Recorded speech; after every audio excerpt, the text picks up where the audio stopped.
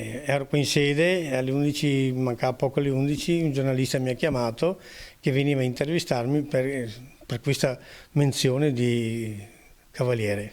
L'ha scoperto così Bruno Crosato, 65 anni di paese, coordinatore della Protezione Civile ANA di Treviso, di essere diventato cavaliere al merito della Repubblica, di essere uno dei simboli di un'Italia che nell'emergenza è stata ad esempio di abnegazione e di servizio alla comunità.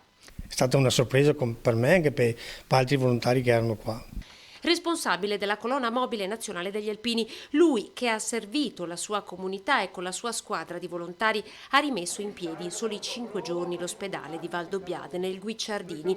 Eccolo intervistato in quel lontano 16 marzo da Lucio Zanato nei giorni di duro lavoro. Lui, ex imprenditore edile, era stato scelto per coordinare il lavoro di ripristino della struttura chiusa da oltre 20 anni. È stato insignito del titolo proprio per aver ripristinato in tempi record i 5 ospedali dismessi della regione. Questa è una soddisfazione, un orgoglio mio personale, però è un orgoglio per tutta l'Associazione Nazionale degli Alpini, per i volontari, perché è merito di tutti i volontari che il sottoscritto ha preso questa menzione. È la nostra indole, noi siamo nati per far questo.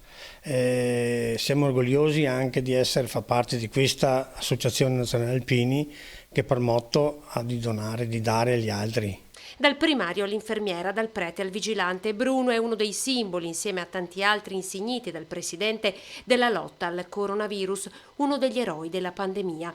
E ora la sua prossima tappa sarà proprio la città di Bergamo, dove tutto è iniziato. Ad aspettarlo una settimana di lavoro insieme ai colleghi di Vicenza e di Bolzano.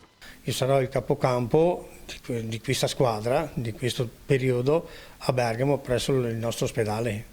E lì faremo tutta la gestione di questo ospedale.